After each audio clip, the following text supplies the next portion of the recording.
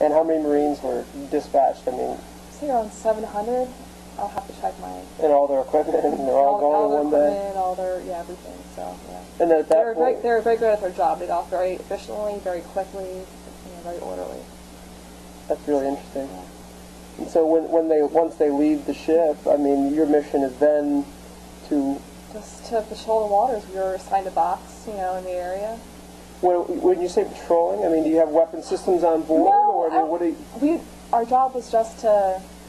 At that point, I wasn't a navigation operator anymore. I was transitioning. I decided to take on a new job, and I was working more so in the in human resources at that point on my ship. So okay. I only worked a very few hours up in CIC with the other OSs, the radar navigation specialists. Okay. So that wasn't really part of that big part of my life anymore at that point. Well, what was a big part of your life? Just doing human resources, just working with fellow members of my crew,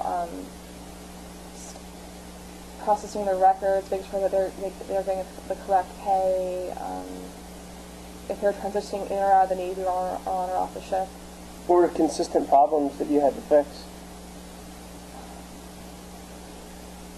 Very few. That wasn't my job at my level, so there were very few problems. So you're just basically processing people's problems? Yes. Just processing paperwork, processing payroll paperwork, and a lot of payroll complaints? People were leaving. Very few. Other than not enough money. Yeah, of course. If people were leaving the Navy for whatever reason, one of my jobs was processing the paperwork to leave the Navy. So if you're leaving the Navy and you're on ship, you're allowed to leave from ship? Yeah, some people do. Like they would, we had helicopters that would fly people out to, I'd say probably, to the nearest, area or commercial airport and fly them home. Did you enjoy this part of your work? I mean, not that specific, but the human resource. I mean, you like that? I liked it. I'm pretty much a people person. It was a nice change of pace because I work normal hours. What were your hours?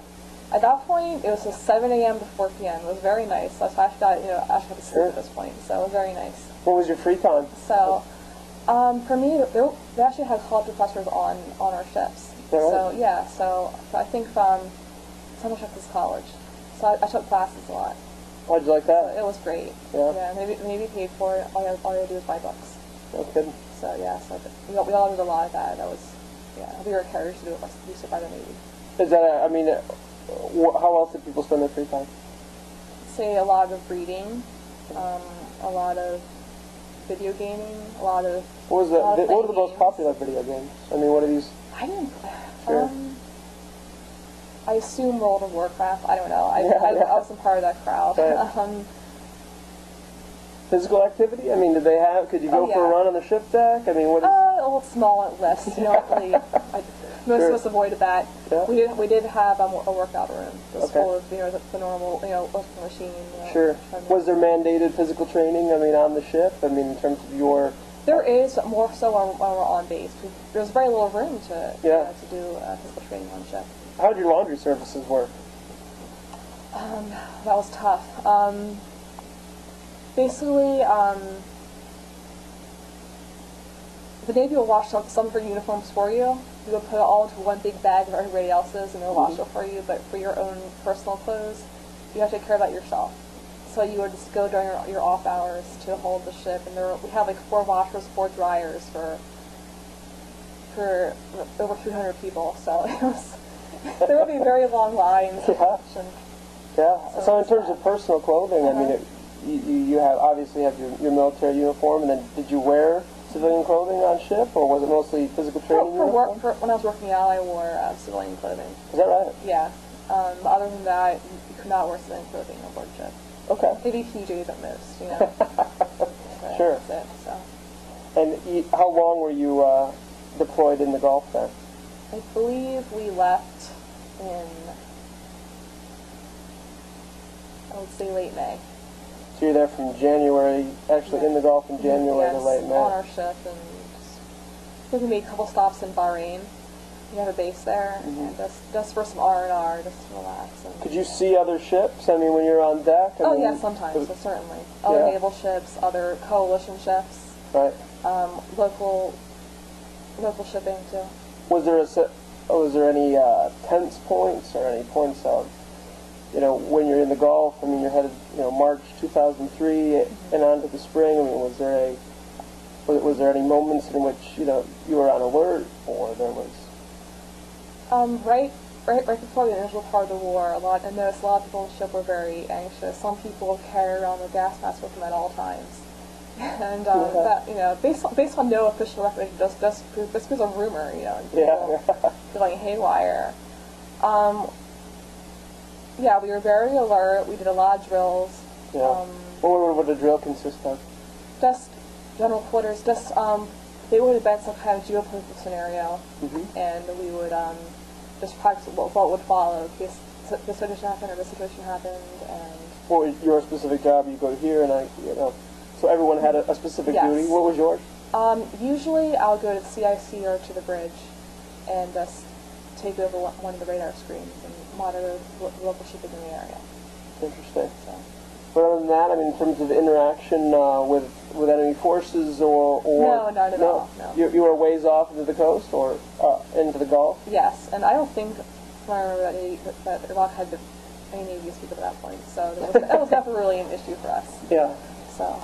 And did you take comfort in that? I mean, or was there still a sense of? Well, it's relieved not to be in combat. Yeah. Yeah. Yeah. But still, I mean, you're certainly in harm's way. I mean, you're in the Gulf. Yes, but I knew that it was our Marines we were carrying who would be the real ones in harm's way. I knew that compared to the Marines and to the Army, we were really behind the lines. Yeah. Compared to them. So, moving towards May 2003, you're getting ready to head back, and these are all scheduled things. So you were supposed to deploy from January to May of 2003. Yes, this was always the plan. And so when you leave, did you take Marines with you, or yes, did you? The same guys, and we were very glad to have them back. We held a big barbecue for them, and we pulled out all the works. It was great. How did they look when they got back onto the ship? They were fine.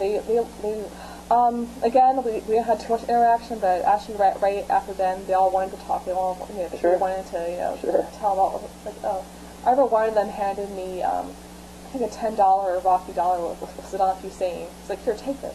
It was really funny. That's interesting. So they told some interesting stories about their experiences, and well, what was, I mean, certainly not asking for their stories, but what were your reactions to their stories? I mean, did you?